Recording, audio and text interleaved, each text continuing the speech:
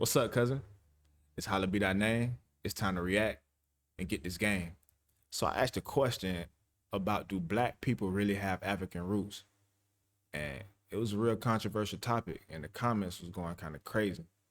So I dove a little deeper to see what I can find. And right here, it's a video where it's a study that reveals black Americans aren't descendants of black slaves, but hidden native original people. Let's take a deep dive and see what's going on. Holla be thy name, holla be thy name, holla be thy name, holla be thy name, react and get game. Holla be thy name, holla be thy name, holla be thy name.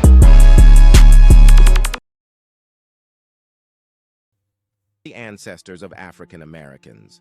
Well, most African Americans believe that the majority of their DNA has roots in Africa, while the remaining has roots in Native American tribes and Europe. This is often backed by genetic studies that reveal that African Americans have 73.2% African DNA, 24% European DNA, and 0.8% Native American DNA. This makes everyone believe that they are majorly descendants of black slaves. But what if we tell you that it's wrong? You have been intentionally told so. In fact, studies reveal that about 98% of African Americans have Native American roots. So, why were you lied to and what do they want to hide? Let's find that out in this video. The Black History Archives. You would have never heard that tens of millions of native black Americans, or rather Indians, used to live before Christopher Columbus came to America. However, immediately after 1492, all of them disappeared. But where did they all go? Well, many were shipped to Europe and Africa as Indian slaves.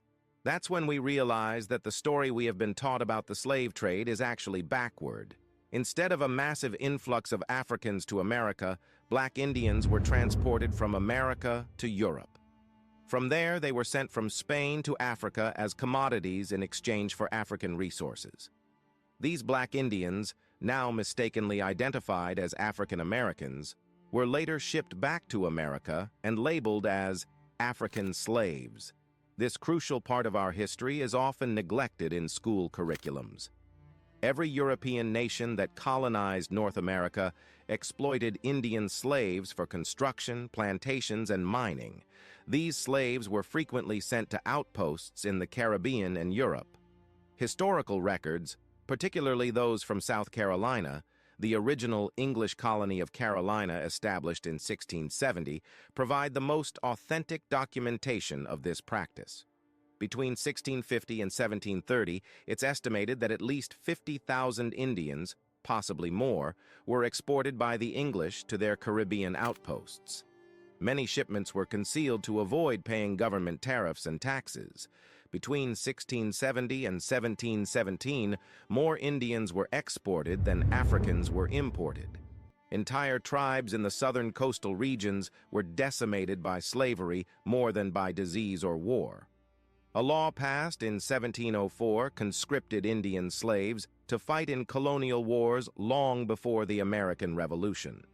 Indians found themselves caught in the colonial powers' strategies for economic control. The fur trade in the Northeast, the English plantation system in the South, and the Spanish mission system in Florida all caused major disruptions to Indian communities. Displaced Indians from the fur trade in the North migrated south. Plantation owners armed them to hunt slaves living in Spanish mission communities. The French, English, and Spanish manipulated the slave trade to their advantage. They negotiated the freedom of slaves in exchange for peace, friendship, and military alliances. For instance, the British established ties with the Chickasaw in Georgia, who were surrounded by enemies. The Chickasaw conducted extensive slave raids in the lower Mississippi Valley, selling the slaves to the English to reduce Indian populations and prevent the French from arming them. Ironically, the English saw this as a more effective method of so-called civilizing them compared to the French missionaries' efforts. The Indian slave trade stretched from New Mexico, which was then Spanish territory, all the way north to the Great Lakes. Historians believe that every tribe in this vast region was involved in the slave trade, either as captives or traders. Slavery was a key part of the strategy to depopulate the land and make room for European settlers. Here's a reminder to please support us so we can make more videos for you by subscribing to our channel and giving the video a like. We want to build a strong community, and we need your support. Let's continue now. Yeah, go ahead and give them a like. Shout out to them. This is the Black History Archives. That is the name of their channel. Definitely go give them a follow. Hit that subscribe button. It's some great information over there. As early as 1636, after the Pequot War, in which 300 Pequots were massacred, the surviving Pequots were sold into slavery and sent to Bermuda. Major slaving ports included Boston, Salem, Mobile, and New Orleans. From these ports, Indians were shipped to Barbados by the English, to Martinique and Guadeloupe by the French, and to the Antilles by the Dutch. Indian slaves were also sent to the Bahamas, often called breaking grounds, from where they might be transported back to New York or Antigua. Historical records show that Indians were seen as poor slaves. When not shipped far from their home territories, they easily escaped and found refuge with other Indian communities. They also died in high numbers during transatlantic journeys and succumbed to European diseases. By 1676, Barbados had banned Indian slavery, citing their too bloody and dangerous an inclination to remain here.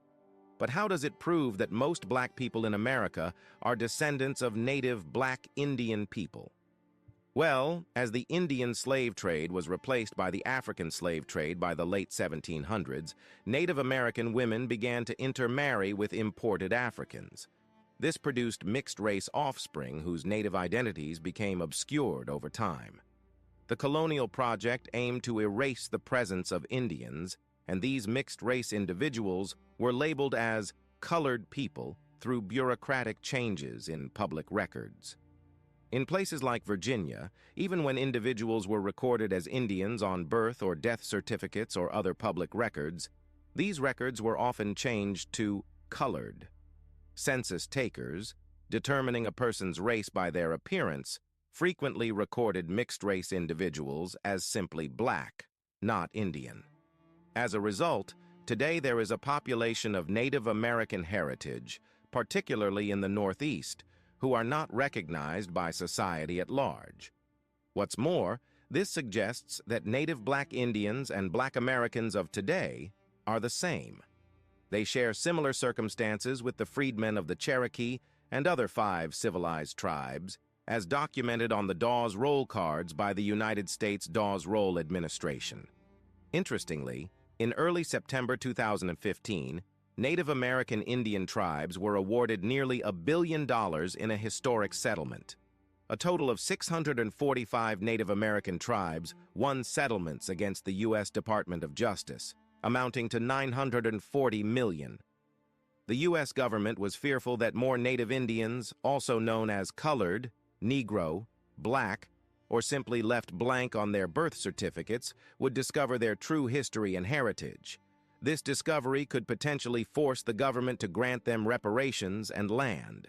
To avoid this, the U.S. quietly declared a deadline of December 31, 2014, for these individuals to make land claims and identity claims. Even though the deadline has passed, thousands of Native Indians are still winning settlements through the U.S. Supreme Court and, more commonly, through the United Nations courts. But the question is, where did those black Indian Americans come from? Until now, it's established that most black people in America today have native black American ancestors. But we have to know who these native black Americans are. Dr. David Imhotep, a renowned historian and the first person to earn a PhD in ancient African ancestry, offers a groundbreaking perspective on human origins. He argues that all humans, including Americans, trace their roots back to Africa. This view challenges the traditional narratives in American history books, which often start with cowboys and Indians. According to Dr. Imhotep, these accounts miss a much earlier and crucial chapter of American history, The Presence and Influence of Africans in Ancient America. In his influential book, They Came Before Columbus, historian Ivan van Sertima explores various forms of evidence supporting the idea of an African presence in the New World long before Christopher Columbus's arrival. Van Sertima examines critical aspects to build his case. He looks into the sophisticated navigation and shipbuilding techniques that ancient Africans had, which could have enabled transatlantic voyages. He also draws cultural parallels between Native Americans and Africans, highlighting similarities in art, language, and religious practices that suggest historical connections. Van Sertima further investigates the transportation of plants, animals, and textiles between the continents, arguing that these exchanges indicate contact between Africa and the Americas. Additionally, he cites diaries, journals, and oral accounts of explorers referencing African peoples and their influence in the New World. Together, these elements create a compelling picture of African exploration and settlement in the Americas well before Columbus's famous voyage in 1492. Several historical accounts support Van Sertima's thesis. One notable example is the fleet launched by the Malian Empire in 1310, comprising 200 master boats and 200 supply boats. This grand expedition highlights the advanced seafaring capabilities of West African civilizations. Another example is the sea expedition led by the Mandingo king in 1311, further demonstrating the intentional exploration efforts by African leaders. The presence and impact of Black Africans in pre-Columbian America are evident in the cultural and technological imprints they left on the civilizations they encountered. In his book, The First Americans Were Africans, Dr. Imhotep expands on these themes, calling for a radical reevaluation of traditional history. He emphasizes the importance of scientific and geological evidence in tracing the early presence of African peoples in the Americas. This evidence includes genetic studies, ancient artifacts, and geological findings suggesting that Africans were present in both North and South America long before the Vikings or Columbus. One striking piece of evidence highlighted by Dr. Imhotep is a photograph from the HMS Challenger expedition, which took place between 1872 and 1876. This photograph, currently displayed at the Natural Museum of London, shows a colorful display of African explorers in Tierra del Fuego, the southernmost region of South America. This image serves as a tangible reminder of the historical presence of Africans in the Americas, further supporting Dr. Imhotep's arguments. Ultimately, this suggests that the identity of Black people is too diverse to fit into a single label. They are Afro-Indigenous, Black Native, Indigenous and Black, Black and Native, or Black and a tribal identity. By honoring both their heritages, Black people challenge America's tradition of categorizing people into distinct racial groups. They resist societal pressure to choose between their identities based on appearance or perceived authenticity. Many blend their Black and Native identities by using traditional language or developing new expressions that reflect their unique heritage. Since the first contact between Africans and Native peoples, Black and Indigenous ancestors have built communities, formed relationships, and fought against systems of oppression unique to their communities as well as those that overlap. Despite the hardships faced, Black and Native peoples have never been conquered. They have found ways to resist oppression, creating modes of defiance such as abolition, free towns, cross-cultural alliances, kinship ties, and community building. They have pushed for freedom individually and in solidarity, birthing enduring movements of resistance. What do you think? Are Black Americans descendants of Black African slaves or Native Indian American Black people? What, in your opinion, is the reason why they hide Black Americans' real ancestry? In the comments section right below, tell us whether you have had your DNA tested and know the percentage of Native Black Indian DNA you hold. Boy. All right. So it's possible that majority of the people in the comments were actually right And I was actually kind of right too. So I'm gonna put this out there. Number one, we all have African roots. Correct. You're actually correct about that. But we might not all come from Africa. You get what I'm saying? Majority of us might be descendants of the native African people of this land. So from what I watch, I'm getting the notion that we all originated in Africa. We ended up learning how to navigate, create boats, and we came over to the Americas and built civilizations and lived here. And eventually we were conquered over here and turned into slaves. See, my whole thing was this. I don't know if you guys actually know how far Africa is from America. It is over 7,500 miles by sea. So I want you to really think on that. If you took, people don't even like walking from their house to downtown. If you took a trip 7,500 miles one way, found new land, found people there, conquered that land, would you kill all the people there, then travel 7,500 miles back the other way to go get some people from Africa, put them on boats, pack them like sardines, and drive 7,500 miles back this way, knowing that half of the people that you went and got are going to die on the way because of the poor living conditions? Wouldn't it make a lot more sense to just make the people who are already here in America slaves? And I have to read that book because it's sounding like once they came over here and they conquered, they took the people, turned them into slaves, and then started just distributing them out to the Bahamas and Caribbeans. And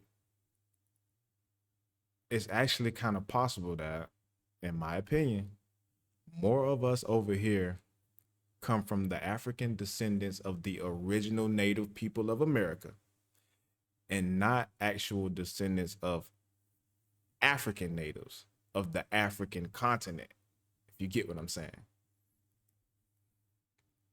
Hey man, drop your comments down below. Tell me what you think about this video. We're going to keep deep diving on this topic. We got to, because I'm learning a lot right now. Hit the like button, hit the subscribe button, hit the bell so you're always notified when we drop these videos out, because we coming with them daily, I promise. And until we meet again. Holla be thy name, holla be thy name, holla be thy